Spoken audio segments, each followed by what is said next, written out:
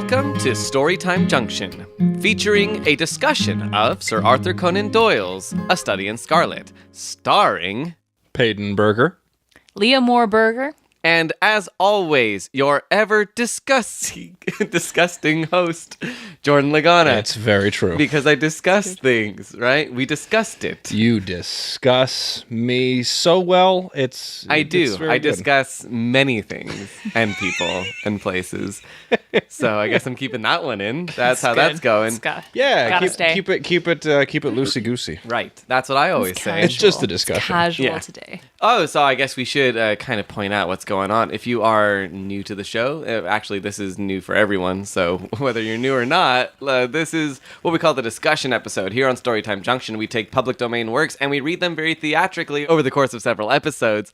And at the conclusion of that, we would like to just take an episode, take this week to just talk. We can decompress, we can discuss it, and we might be talking about things that have spoiled the book for someone who hasn't read it. So if you are interested in fully taking part of this one-way discussion, because you can't talk to us yet, then I would go back.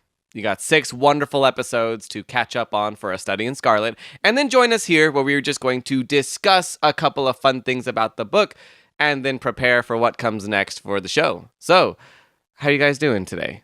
So good. Yeah? Yeah. We're a descriptive people. Yes, apparently. We also speak for both of us. Yes. Yeah.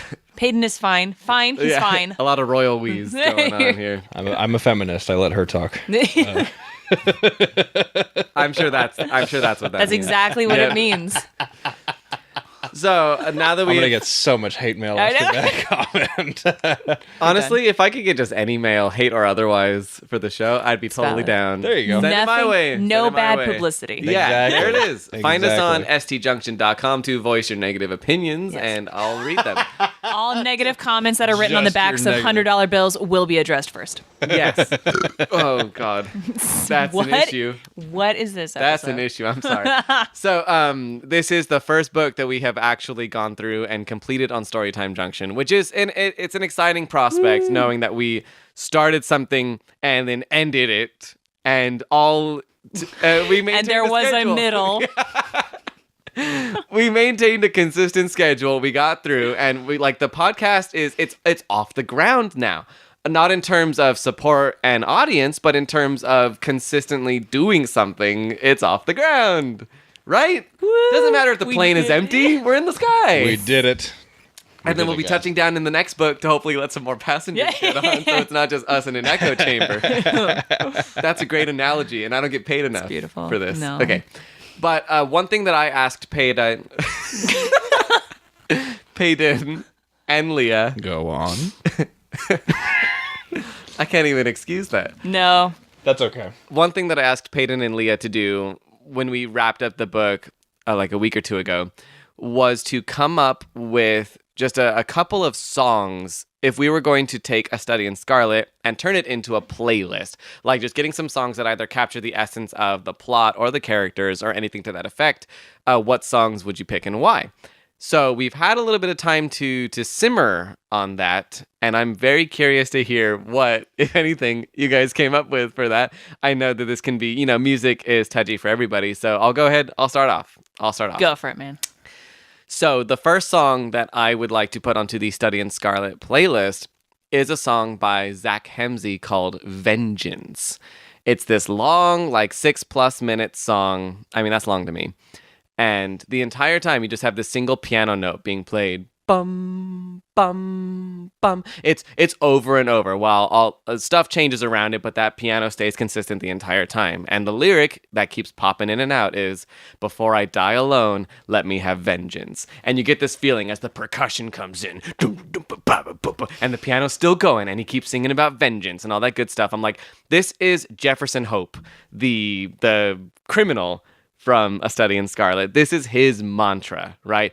He's being fueled by this revenge that he wants to get on both Drebber and Stangerson, who have wronged him by tearing away the woman that he loves, Lucy, and marrying her off and subsequently letting her die of a broken heart. So it's sad. I know, it's rough. And he's still the bad guy. He's committed murder, but he had a reason, and he was just seeking that vengeance. So I think that the song Vengeance by Zach Hemsey, which in my opinion is a great way to get yourself amped up for, getting mad at people and yelling. Yes. It's great to just get that blood pumping. So there's my first pick. Who wants to go next? I have kind of a fit, right? I was listening through my musics. Right. And there wasn't anything that was really jumping off the page at me, like, wow, like, this is super, Sherlocky. Like, it doesn't, like, nothing was coming up that was really touching on any of the themes. But because, born in the 90s and, a California person. I like where this All is American going. Rejects, always a good choice in my book. 11:11 came on. And it's, he keeps saying, like, 10 seconds left. And for some reason, it made me think of, like, time. Another, I guess, theme that keeps popping up, but it made me think of like that countdown, that like terrifying countdown, because 11:11 kind of has these mixed feelings between like happy, excited adventure as well as kind of like this urgency of like, this is your chance. You have 10 seconds, like go for it right now. This is the time. And so I think it's kind of like that narrow window where they, tried to kind of have this new life. And there was kind of that hopefulness, but also this like incredible fear of right. like, All oh right, my so you're gosh. talking about like the escape from Utah. Yeah. Okay, so that part where Before- they're yeah. roughing it and nearly escaped Mormon Yeah. country. Yeah. Kind of Okay. like this high energy of like let's do the thing. And yeah, so that's what I found. I also like that idea for the countdown because so Lucy died of a broken heart, but Jefferson Hope literally has a broken heart. Like his heart don't work. Yeah. His heart is like moments away from just popping in Popping his in his- chest, yeah. right? So I feel like that countdown then kind of Yeah. a multiple entendre there. He's Yeah. got he's running out of time Everybody's and running out very of time. rapidly. Yeah. I feel it. All right, Paden, bless us with your first choice. Mine's kind of bizarre. Love it. Because I took a little more classical route. Showing us Route? up, man. Of course, the actor who plays Sherlock. No, would take okay. this Well, classical route. it may Tra la la, fiddly-lee-lee. it's gonna divulge into something stranger. So excited. I'm just prepared. be aware of that. So, just in creating some different like marketing promotional videos and stuff, I came across this classical song called "Dance Macabre" by Camille Saint-Saëns, and just listening to it, it was like it's got like moments of just like atonal, like haunting bizarro-ness, but with like this weird light fluttery harmony to it. Yeah. And it kind of like it kind of lends itself it kind of lends itself to this idea of when like people that are that are police officers or detectives or stuff. I mean, they're constantly surrounded by death and just dismal viewings of all different kinds, and they're constantly steeped in so much darkness, it seems like, all the time, that they've become sort of like numb to it in Yeah. a weird way. I feel it. And that's Yeah. why like a lot of that Dance Macabre stuff, it's very much akin to that, where like it's almost like they're constantly dancing amongst the macabre, but they think nothing of it, because all of us would. So it is spelt dance like dancing. Well, no, it's not. Okay. This is where it gets weird, because so Camille Saint-Saëns, I'm assuming I'm saying that last name right, but no, Come at us. they spell it Danse, macabre. I don't know if that's some Maybe it's pronounced dance. dance, I don't know. danse, I don't know. danse. Still don't know. I don't know, but it kind of lends itself to like how, because you read like how these people died, or the fact that so many people were. It's just this long trail of just dead bodies, but just how everyone is just like matter of factly like, oh yeah, there's dead bodies here, so I guess Yeah, we gotta, especially Sherlock. Who- Yeah. exactly. He's memorized all these cases, and he's like, yeah, I mean, this case was great because it was different. Like, if Yeah, it was very the same, it'd be hard. logical. Yeah, like he's just unemotional reaction to something. Yeah, he's unraveling the desensitized. knot, and he's having a freaking bully time doing it. And it's Watson who feels ill at ease. He's our human who's like, oh man, this is, I feel dreadful. And Sherlock's like, yeah, I got the clue. Exactly. Like there's Figured it there's out. like a bizarre sense Cell of 5. there's a bizarre sense of elation that comes with this macabre, dismal universe that Sherlock is in, because it's like it weirdly death feeds his soul, which is so weird. Because to him, it's like a challenge. It's like, I get to dance amongst the dead in order to figure out how they died, kind of thing. So, but the reason it's weird is because in reading and listening to Camille Saint-Saëns's Dance Macabre, I realized that there is an actual European band called Ghost that also made a song called Dance Macabre, and it's like half disco, half metal, and it has nothing to do at all with my thoughts. Okay, so you're saying that second one is not on your list. The second one's not on your list. Not really, but it Are you gonna it try kind to of make a connection now? maybe I could be, because the metal song of Dance Macabre by Ghost it takes place. The song is about the plague of Europe or England or whatever during the 1300s, where people were dying left and right, and there were just dead bodies strewn about all of the streets. And essentially, what had happened is that the brothels and pubs became the centers of frivolity. Is that the right word to use? Frivolity and. Essentially, they just became like these party scenes of like, well, we're going to die from the plague anyway. We might as well just live it up crazy. and drink and have sex and be merry and, go crazy. So I don't know if that has anything to do with this at all. I mean, probably not, but... Cocaine. I mean, well, the cocaine stuff from the next book could kind of work out. Okay, so I did say about like 2 songs per person, so I'm going to bring it back to me. Unless you were about to append something. Well, maybe it could be like, with the Mormons, like, and now we're going to get a little... No, hang on. Wait, hold on. There's a connection to be made here. I'm Sherlock. I can figure this out. Hang on. Yeah, I know. I'm Sherlock. If I could make a connection, maybe it has something to do with, Mormonism. Well, but think about it. Like, a lot of what the Mormons talked about and lived by in this book was very... in a weird way, carnal pleasures, because they wanted multiple wives. They wanted a lot of wealth. They wanted a lot of status, and they wanted a lot of that frivolity. And they were willing to dance around people that weren't like that. The people they were willing to kill or excommunicate because they weren't involved in that weird cultish behavior. Right. So it's let's have fun. Okay, you're not having enough fun. I'm gonna kill you. Yes. Yes. All right. Not keeping up with the fun. Okay, so now I'm gonna take over again. All right, those are my 2 songs.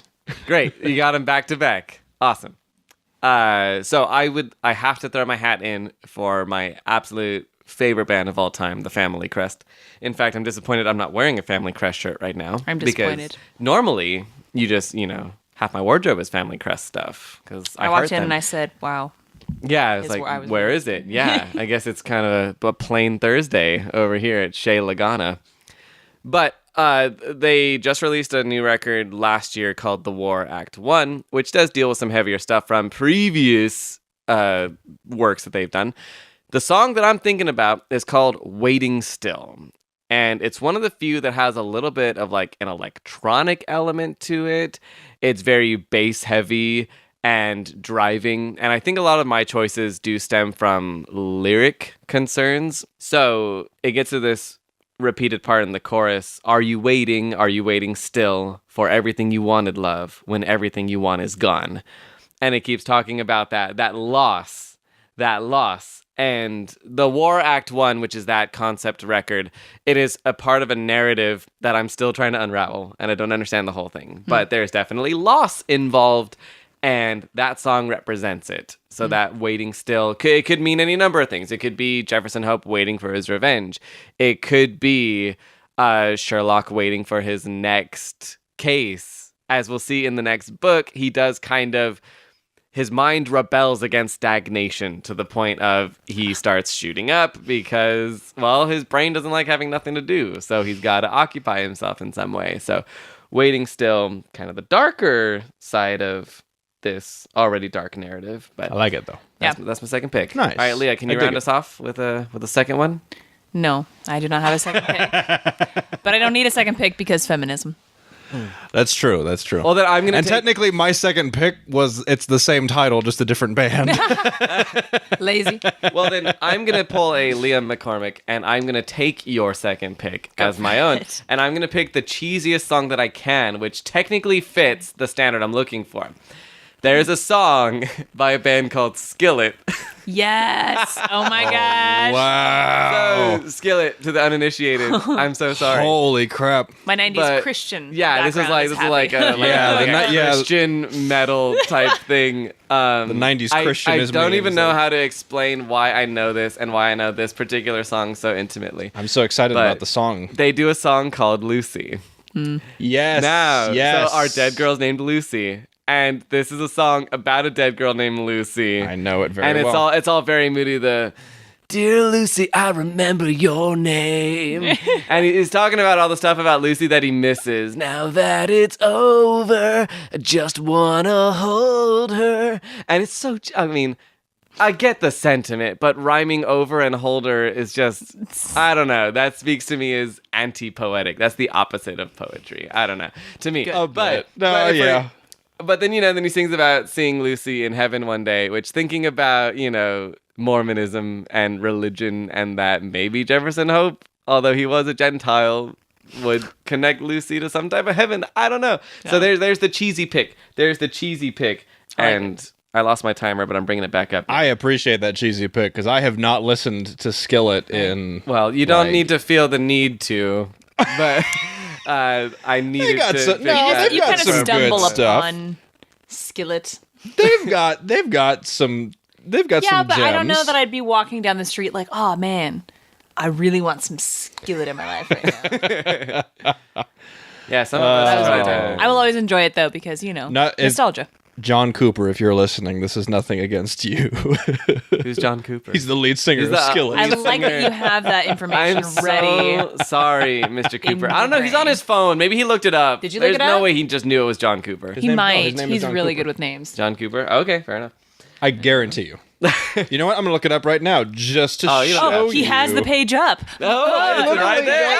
You guys. Nope. Suck. Let the record show. Let the record. He had already looked it up. Yeah, he did this. He did this research before the show.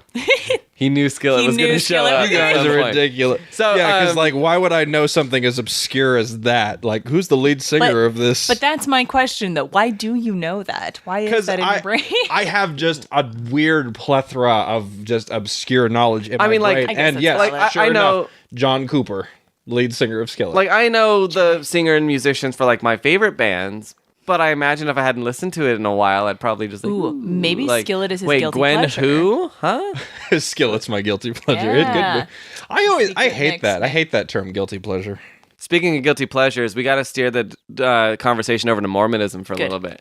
And was that a good segue? Does that It's work? perfect. Okay. So, I dabble in Mormonism. It's one of my guilty Fine. pleasures. Yeah, I can let Mormonism you know itself about is it. my guilty pleasure. yeah.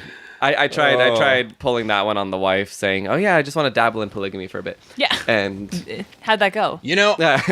I will say okay, so when it comes to Mormonism, and I've said this I'm on afraid of the way multiple you are going to occasions- set this up. Yeah, because no, I feel like I may need to Just set this let up him first. segue. All right, fine. Let him segue. Okay, You segue. Yeah, I mean, Okay, I'm still rolling around Paul Blart style. Let me finish the segue, and then we can keep going. There it is, improvised humor. I like it. So, as you are probably aware, having gone through this book, it does not paint Mormonism in a particularly flattering light. No. Yeah, that would not be a word we would use to describe the way that Sir Arthur Conan Doyle referred to the Mormons. And even, I feel like just calling them the Mormons, it feels so attacky, right? Because they like to be the LDSs, right? Yeah. The Latter-day Saints. Mm-hmm. So even just like saying the word Mormon, I don't know, feels like a slur. It isn't, but it feels like it. Well, it's kind of similar in regard to the word Jew. I mean, Jew, know what? Jew Yeah. is one of those words that it is both the accurate description and the derogatory term that you use to describe them.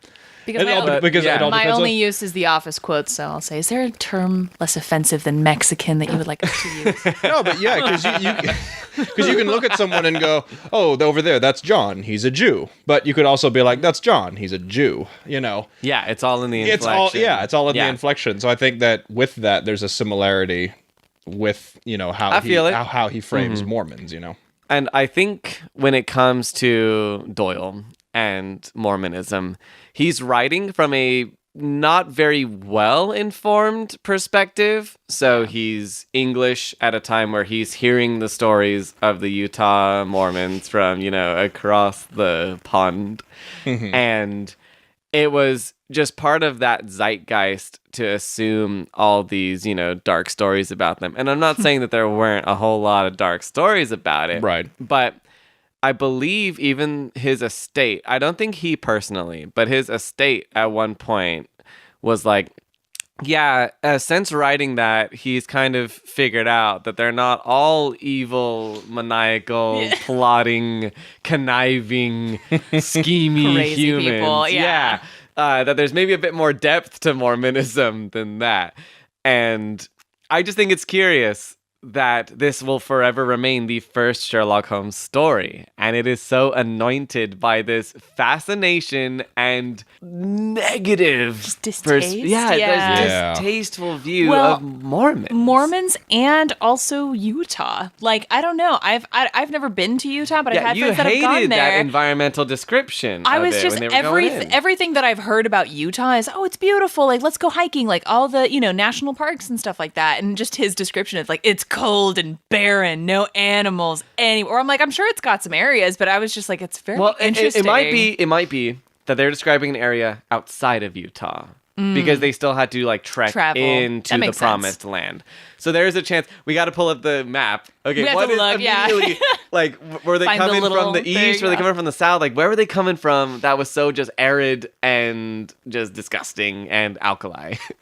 Where well, is that? I've been to Utah, and there's really no. Oh, you've been Okay. to Utah. Please Ooh. educate us.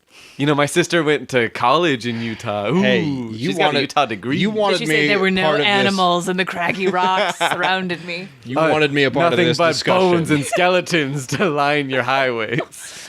No, jump in, babe. I love you. No. I'll keep my mouth shut. I don't care. Let's hear it. Go ahead. Talk about your Utah. No, I mean, stuff. well, it's just that there are pockets of Utah that are pretty, but like that's the- got to be most states though, where But there's just you're pockets. right. You're right. It is because my family lives in Idaho, and I don't like Idaho, but there are pockets of Idaho that are very pretty. But I'm like, I hate Idaho. This is not a great state. Wait, say Idaho again. Let's get a good clean Idaho. Idaho.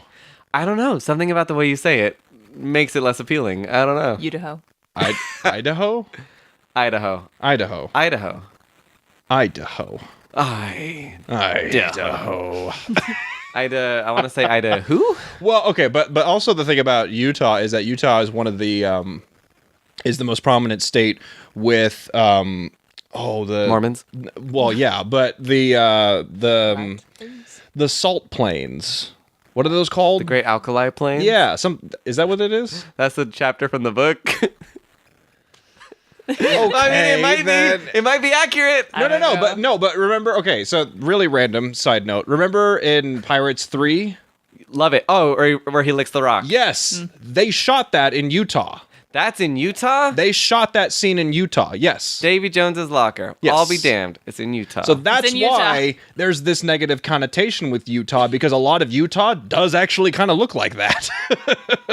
So, okay. yeah. So, well, then this goes, hey, all of you geology or geography people want to correct some of the nonsense that you've just spent the last 7 minutes listening to. Yeah, Write please to do. us. Send us those negative comments. I'd love to read them. Or send us beautiful shots of Utah so Leah can. know what parts of reinstate. it looks like. Seriously. Yeah. please inform us Californians, because, Because we don't know nothing. So you know what pisses me right the hell off about Sir Arthur Conan Doyle? Yes, please. Here Here's we a different go. segue. Yeah. He wrote and published this book when he was 27. Are you Guys, serious? Guys, I'm 27. Why haven't you written Sherlock? Well, I was planning on taking this book, adding some footnotes and an introduction, and new illustrations, and then releasing it sometime this year. So piggybacking off technically, of. I will have also published this book when I was 27. Good. And I guess before we harp Good on... way to live vicariously. Yeah. Like that. So now that we're done dunking on Mormons, and before we dunk on Sir Arthur Conan Doyle, I guess this would be a good time to mention that we are in the process of putting together a beautiful Storytime Junction edition of A Study in Scarlet, which will be well formatted. We'll fix some of the grammar issues that are present in other editions of it. We're probably going to keep all of the traditional spellings and traditional uses of punctuation. So I like that. I Like do canyon? not intend to Americanize much, except maybe the word canyon. That one was bull. That was terrible. Canyon. The Yeah. Spanish spelling of canyon. Yeah, the With weirdest. an enye. Yeah, if you didn't listen to like our bloopers and stuff in the previous episodes, the word canyon, so like the Grand Canyon, like you're walking through a canyon, was spelt C-A-N with an N-Y O-N. So it wasn't like C-A-N-Y-O-N. You had to do the little canyon. Yeah, canyon. So something like that I'm going to correct. Good. But a lot of the other things that I'm not going to Americanize anything. It's going to be the way that it ought to be. Right. And so that's an exciting one. If you do not want to necessarily like support us through Patreon or clicking on the ads for the YouTube videos or anything like that, just hey, if you want to own an edition of A Study in Scarlet that is wonderfully proofread and has new illustrations by Izzy Akajanian, then you could definitely check that one out. It'll be available eventually. I don't know when, no time frame, but you guys are going to write some footnotes for it, right? Good. We're all going to dunk on the book together. Won't that be fun? Yes. Yeah. I think so. And I'll look up beautiful places in Utah. Like, just keep in mind, there is this place. Keep in mind, You know what? there is Okay, this I'm place. gonna look up photos because I need to Okay, show you people. I guess. No, now I have to do like companion Anyway, content. Great. yeah. But so yeah, 27. Arthur Conan Doyle, because I assume he wasn't Sir yet, was 27 when he wrote and released this, and he wanted royalties, and they wouldn't give it to him. They just bought it straight up from him for like pennies. It was crazy, and this one wasn't even that successful. This first book was not that successful. Paden, They're called the Salt Flats. the Salt Flats, The Utah Salt Flats. See, he couldn't even get the name right. What does he know? Shut up. Not you. I meant. Doyle. Oh yeah, he was being artsy. Alkali hang Plains. on. Maybe Are that those was different? the name of it. Maybe it's a different thing. You know. Yeah. But that's the Utah Salt Flats. Good. That's Davy Jones's locker. This want is to lick a Davy rock Jones's there. locker. I'm kind of interested in the alkali. Okay, Google that also. Anyways. This week on Storytime Junction, Paden Googles things furiously. Smoke coming off of his Yeah. phone. This is like the best podcast ever. I just Google Yes. things and you And then talk about it. imagine- And then he turns his phone so we can see it. And then Yes. we describe You it to the imagine. listener. Yeah.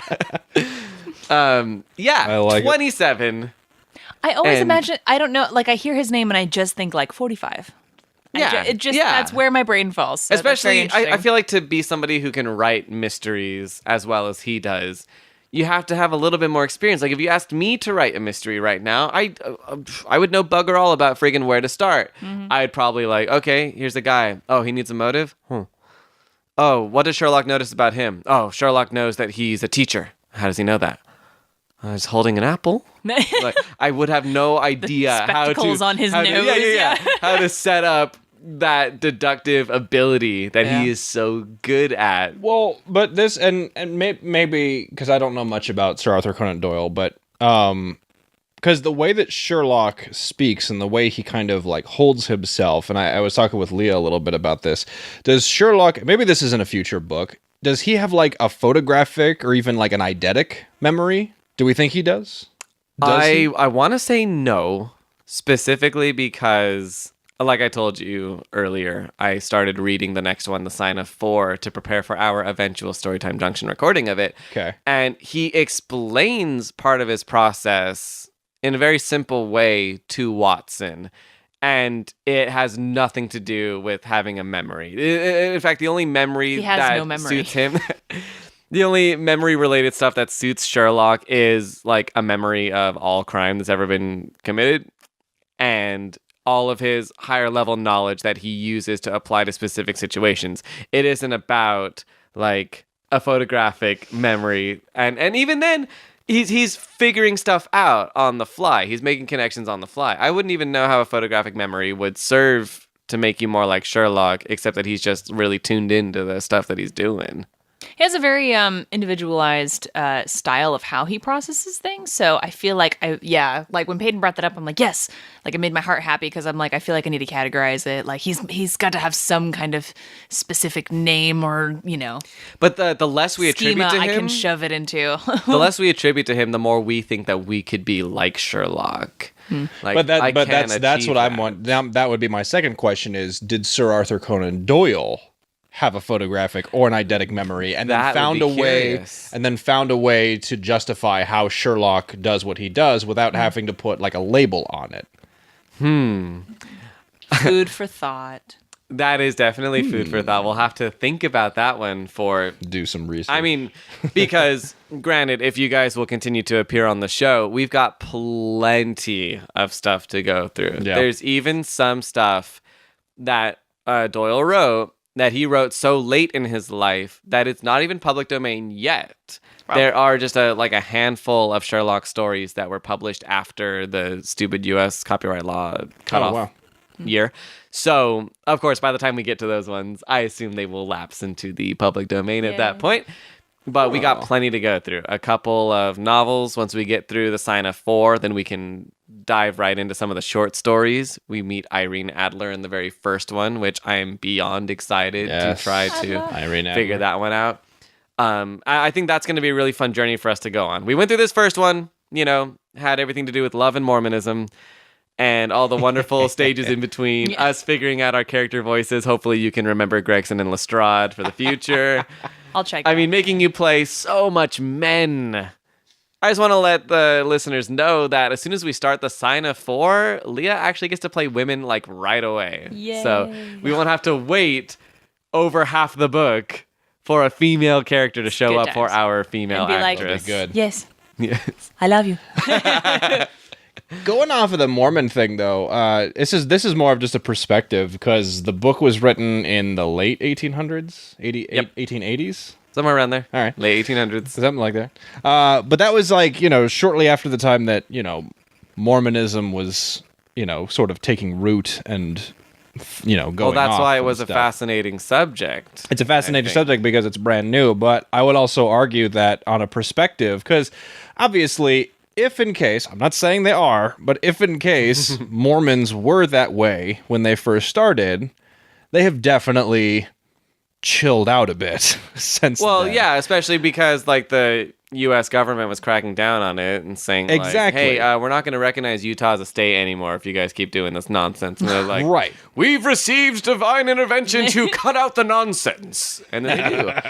So to their credit, they do change. Right, exactly. But I think on a similar perspective, it's kind of how I think a lot of us now view the Catholic Church. Because the Catholic Church right now, they're still pretty prominent. And yeah, there's some issues, but they've definitely chilled out since their, Crusades and Spanish Inquisition days. Oh, that was so long ago. Who even remembers that? Who even remember? A couple Hail Marys, you'll be fine. But yeah, no, it's interesting though. Like wondering, if in fact they were this way, or if they were actually. Yeah, I don't know enough. I've had several friends that were Mormons, but I don't have any knowledge of like what they were like back in the day. And I was friends with them too. And then I read this book. And I was very impressionable at the time that I read this book for the first time. And I remember distinctly finishing the book while I was working in the box office at a movie theater. And it was like a dead night, so I had time to myself, time to kill. And I was just Googling like every Mormon Wikipedia article I could find. As you do. And finding like, some of the crimes, some of the weird like polygamy stuff, and being like, I remember having this like existential dread, this fear of like, wow, people were really subjected to this. I had friends who were Mormons. Oh my goodness. And like couldn't even believe it. It was like, it like scared me. And now I'm like, I've matured a little bit. I'm like, it's a work of fiction. It's whatever. So, take everything with a grain of salt, but stuff did happen at some point. Changes have been made, but stuff did happen. I have plenty of friends that are Mormon and some that are not anymore, and just ex-Mormons, yeah. And a lot of the a lot of my ex-Mormon friends, they talk about it wasn't necessarily just they were they weren't really frustrated. They just kind of fizzled out, and they were just like, it's not really for them per se. They were just sort of like, whatever. But they're probably like raised in the church then. Yeah. right. But then you've also got like famous Mormons out there, like Brandon Flowers, lead singer of the Killers, is practicing Mormon. I think Brandon Urie is still practicing Mormon. Brandon Urie, don't do that to me. No, he was raised. I don't think he is. I don't think he's Is he practicing out? anymore. Okay. Yeah. Yeah, So that was just interesting. Do you want to hear a fun fact about ex-Mormons? If you take out the more, then they're X-Men. So stupid. So I want to go back to an earlier point that you said about being born this way. Speaking of being born this way, Lady Gaga? Is that one of our songs selections? Do you want to pop it that could be. into Yeah, we my could just second selection? retroactively add. Yeah, Leah's second selection was a Lady Gaga track. I'd be fine with that. But that was supposed to be a clever way for us to then talk about Sherlock and Sherlock's depiction in this book, which is going to be radically changed, as we said, the very beginning of the next book. Suddenly, a lot of the concepts that are incredibly unimportant to Sherlock in this one. I mean, he's ignorant to the fact that the Earth revolves around the sun, right? Like, that was something that he throws out as, I'm going to forget this fact. It does not help me with my work. Who cares about this? We'll find out that Sherlock does become a bit more educated in some of the more commonplace things. Educated. In addition to things that wouldn't necessarily suit him and his work, like the arts. We see a little bit of his enjoyment of the arts, right in the book. He'll talk about like the opera and stuff. And like going to a show. But we're actually going to get a much more well-read and embellished character moving forward. So did Sherlock feel shallow to you in this first work? What was your impression of seeing him in this capacity for the first time? He felt, because I'd never really, again, I think I mentioned this at the beginning of our time together, I've never really read any Sherlock stories prior to this. I'd seen, like the Robert Downey Jr. There it is. Movies and stuff like that. I think that's kind of the most common starting place for, people of our age. Yep. Yeah. But, I had heard, everybody says, oh, he's super brilliant, and he's this, and he's, kind of witty, and he's got these, fun things about him from people that have read, some of the older stories. So I think it was he came off kind of two-dimensional in a way, where I was like, okay, this is, fun and interesting, but it wasn't exactly the flavor I was anticipating. He's so good, and it's hard to see his flaws right away. Yeah. Like, even anything that could have been considered antisocial was so downplayed in this first work. It didn't give him the fun character flaws where it's like, oh yeah, like you're a person. So yeah, I think that was kind of something that stuck out to me. Even the potential flaw of him getting a detail wrong or messing something up. For instance, with the 2 pills, he assumed that both of them were poison. He picks the one that happened to not be poison, and he was startled for a couple of sentences that he was wrong. And then he's like, wait, the other one. Then the dog dies. And he's like, oh, nope, I am brilliant. I was correct. So even like something that could have forced him to his knees and like, oh, the great Sherlock has made a mistake. It was resolved within a handful of sentences. Like there wasn't much. When you have a 50-50 shot. And that's, I think, I would agree with that. He felt a little two-dimensional. He felt a little hollow. Maybe this is why we have to see this drug addiction that he's going to start off the next book with. But that's what I want to know. Like, I'm wondering if that's a choice in regards to what Sir Arthur Conan Doyle wanted the audience to see, was just this sort of demigod-like person, so that the next book we see the breakdown. We see that he's definitely more human or more flawed. Yeah, well, I should say. I mean, and he's also very young when he writes this first one. So it could just be an amateur. So don't feel too bad. His writing muscles. Don't feel too bad that you haven't written a book yet, Jordan. Oh, I've written plenty that aren't Jordan. Good. Well, but even like, because, people say like Sherlock is very much like the beginning of like the, mystery, like detective-y stuff.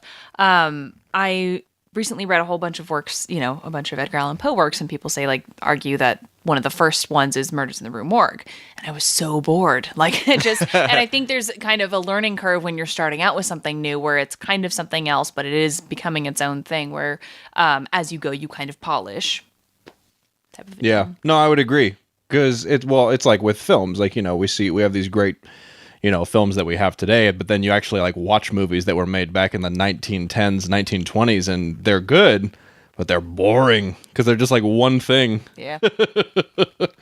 But you're right. It's because it's a brand new element that people aren't used to, that no one's really heard of, and so these people are like creating what we know to be that. Yeah. So, yeah. Well, in that case, I'm very, very excited for what comes next. Yes. Although I have sampled the next book, The Sign of Four, from this point on, everything that we read together is going to be completely new to me. I knew Studying Scarlet, for, like I said, for ages. It's been a long time, nearly a decade since I first read it. Right. But everything that we're going to read from this point on, it's going to be as fresh to me as it is to you guys. It's going to be such a fun adventure. I hope that I won't be replaced and I can play as Watson for as long as possible. And you'll keep joining us as Sherlock, and you'll be everybody else. Actual Leah. Women. Yeah, actual women. But also, you be are Irene. Gregson and Lestrade. Yeah. So if they ever come back, remember those character choices you made. They'll be coming back. Bring them back. But you'll be Irene Adler, so that's going to be... Oh, then there's that's going to be exciting. For the one story that she appears in. Yeah. Most of the characters are one-off characters. I think Moriarty gets like 2. Oh, what a bummer. So, yeah, I wonder if we'll make you do Moriarty, if we'll bring in a 4th person to play your nemesis. That could be really cool. Hey, know somebody who could needs to do some vocal work, needs to, just join a podcast, send it our way. Hey, guys, any closing thoughts before we do our nice little outro spiel? I really enjoyed the story. It was really fun getting to kind of see the roots and like this was where he started. This is where the legend began. Yep. I really enjoyed diving into this one. Yeah, just for someone who's not very well versed in Sherlock stories and stuff, it was interesting to know that this was the jumping point for who we know as like the greatest detective of all time in fictional works. So, yeah. So it can only neat. get better from here, right? Yes. Yes. And a major apology to the Church of Jesus Christ of Latter-day Saints. In no way. We love you. In no way is We this. don't hate you. The opinions of the book do not mirror the opinions of the three of us in any way. Well, hold on. All right, so this has been Storytime Junction. For more information about us or what we do, or to support us or find out what's coming next, please visit us on the web at www.stjunction.com. That is ST as in StorytimeJunction.com. I'd like to give a big shout out to Micah Jess for the use of our theme song. Thank you, Micah. Everything you do is amazing, and everybody would benefit from finding you. I said that in the weirdest way possible, but I'm not editing this. I'm keeping it as it is. You can find Micah Jess at Micah Jess. She's on Twitter, Instagram, SoundCloud, all the usual stuff. Go find her and support her. She is pretty awesome.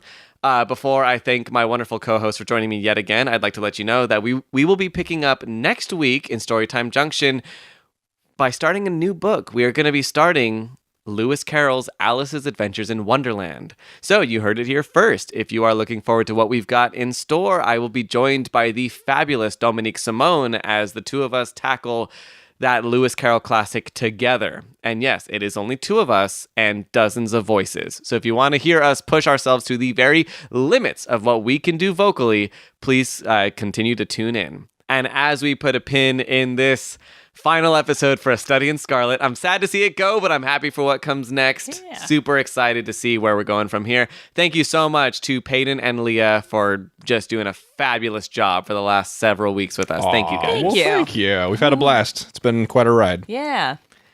All right, so I guess this is where we leave you. So join us next week where we start Alice's Adventures in Wonderland, and then after that, who knows? We'll keep that a secret for now, but hopefully we'll hear a bit more from Paden and Leah sometime soon. This has been Storytime Junction, and we'll see you guys next time. Later. Bye.